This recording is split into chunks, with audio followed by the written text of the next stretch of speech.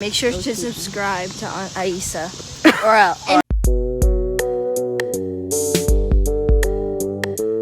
We are sitting with Grandmother Rabia, medicine woman, and the wonderful, powerful Aisa Yusuf. And Ice Turtle Girl. Ice Turtle Girl. Yes. Mm-hmm. And Donut. Yes, the Wonder Dog. The Wonder Dog. We are sitting by the river. So we're gonna have a little chat here by the river. Like what we're seeing even in like mainstream ways of just how like even though women are always going to be under attack because that's just how the world works at this time, there are small things that are happening that are giving women a voice when it comes to certain things. And so I feel like it is a good time to start doing more upliftment of women and our voices and what we have to say and how important we are to society and to the world at large and to the universe and the cosmos and planets and lifetimes that we don't even know about. And so I feel like this is the time, this is the energy that is flowing and that we should go forth headstrong because the world definitely needs it. If we don't do something soon, I don't know what's gonna happen, but the world is definitely like asking for it. Do we know what we ask for?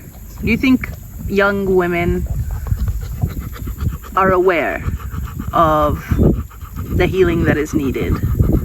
I don't, but I think they know that they need it.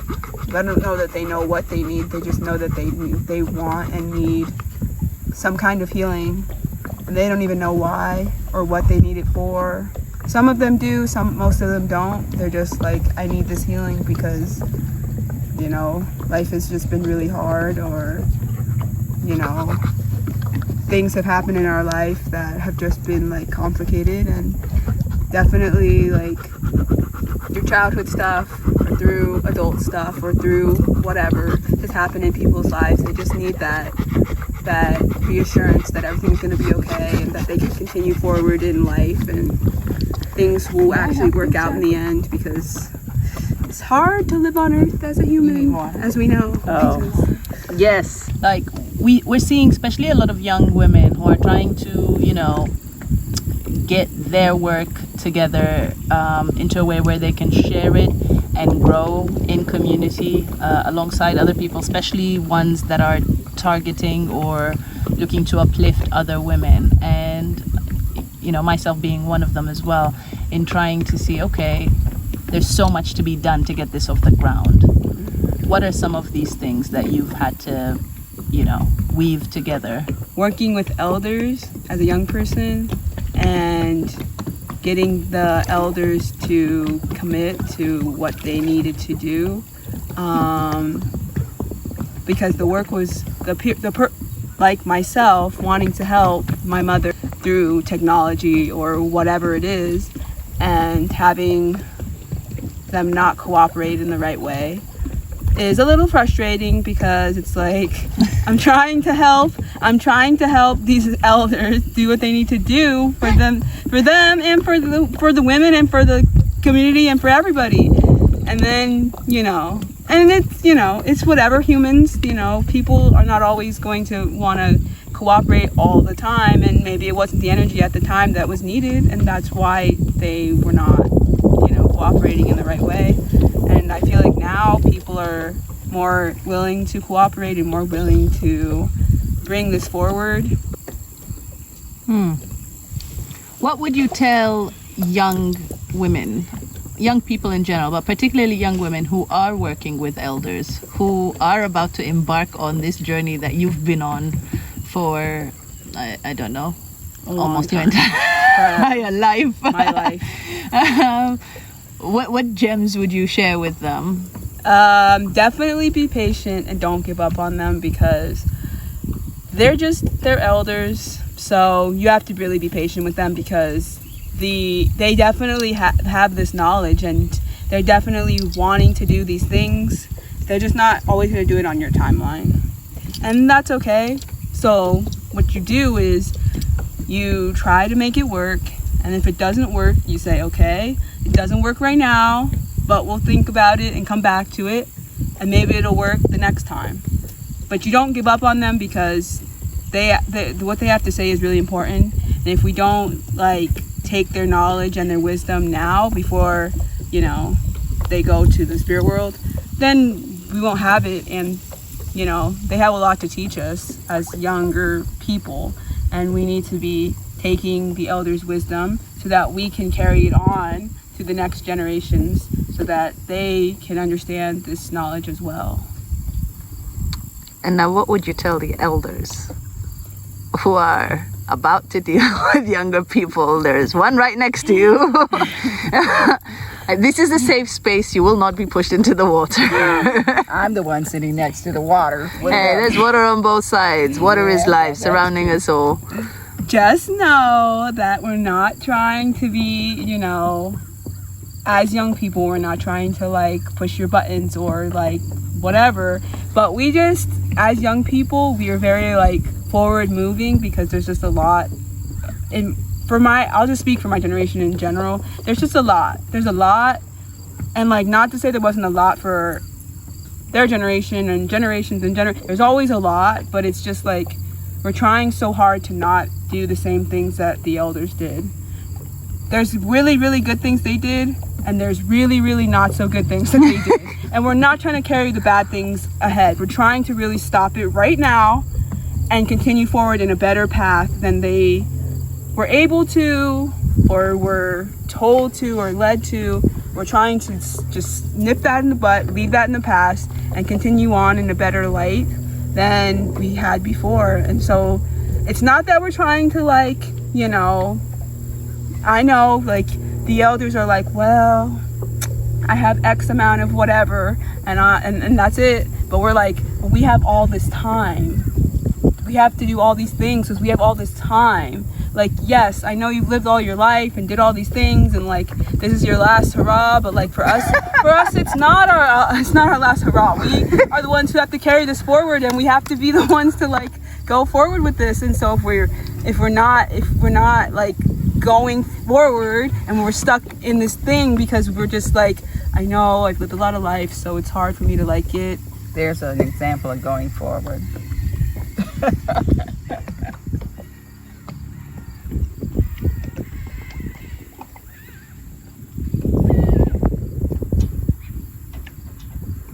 Isn't it amazing? We'll keep getting confirmations and confirmations just as we speak. But yes, because we have a lot more life to live than the elders do, it's easier for them to get stuck in right now, because it's just like they've lived all this life, and so right now is right now, and that's it. And they'll just keep going on with the rest of their life, and then it'll be over, and they'll go to the spirit world, and it'll be fine and whatever. But my generation has all this life left to live, and so we have to keep going, and we can't stay stagnant, and we can't just stay in this, you know, energy right now. We have to keep going and going and going. And so all we need is the elders to give us this knowledge and this wisdom that they have, and we'll carry it forward. But we have to keep going forward. We can't just stay here, because why would we stay here instead of going forward? That's the point. Grandmother Rabia, what does this sense of urgency that Aisa's talking about, what does it bring to life in you? What comes up to you when you hear this sense of urgency? Obviously, some of the frustrations that have been previously expressed, but just by looking at the screen. But what does that bring out for you as an elder in general? Well, as an elder in general, I don't know how to divorce the two things, but and I understand her frustrations, because you know, our generation, our tools in our wheelhouse were marches and things like that, and they were doing those at first, and then they started to realize marches aren't working. You know, yes, they show the numbers and everybody's all excited for a minute and it's uplifting for a minute and all that, but when the real change doesn't happen, how many resources were lost, how many better things could have been done with those resources than to come and pay hotel and flight and all this stuff and restaurants and all that. You could have been taking homeless people off the street and putting them in housing. Young people have an understanding of the urgency, and I feel like they're also understanding more and feeling all of the damage that has been done. Each generation has seen it to some degree, but now it's at critical mass, and this generation we don't have time to play. We don't have time to march anymore. We don't have time for empty rhetoric. We don't have time to hold your hand and prop you up, and we respect you, but we would like you to work with us, but we will not let you get in our way. And they're very frank, and I'm so proud of them that they are, because a lot of the elders that are out there speaking, yes, they've done awesome things for their time. They're very deserve the respect that they get. However, you've got a whole new breed that came out there, with Sandra Bland's killing and George Floyd and all the murdered and missing indigenous and women of color all over the world that nobody's reporting on and could care less. But if one white person goes missing, it's like the world stops. And yes, that's terrible for them and their family, but there's no and they're looking and they're saying, well, wait a minute, that might have worked before, but this is not going to be swallowed any longer. And all of the things that have contributed to marginalization, and that means with climate change, with the lack of resources in communities of color, with the dumbing down of everybody in this country by not wanting to speak truth, and they're demanding truth.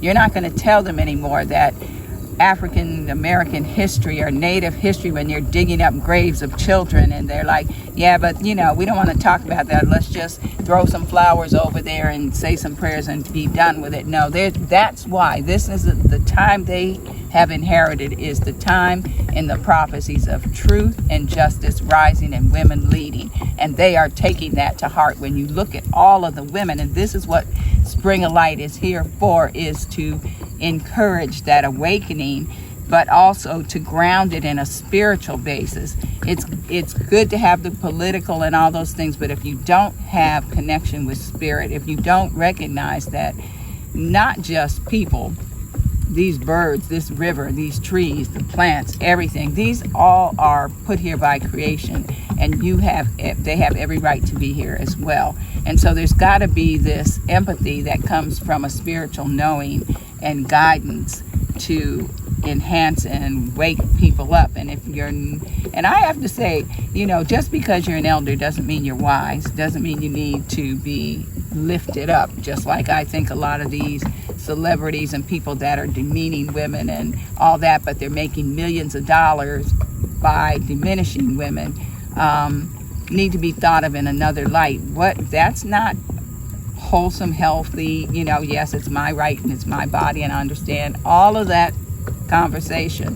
However, there is the truth of a spiritual underpinning of all things, and when you connect with those things, your mind starts to expand, your spirit starts to expand, you start to reclaim yourself, and you will no longer allow yourself to be diminished. You will no longer allow humanity or anything else to be diminished, because there's a higher something that's working through you, talking to you, and that I believe these young people understand that. I believe when they poured out into the streets while we watched this whole horrific murder of George Floyd, like you're watching a YouTube video, this touched people in such a way, and the outrage in young people was so fierce that it wasn't a one-day march and we'll come together next year and commemorate that march. They're like, no,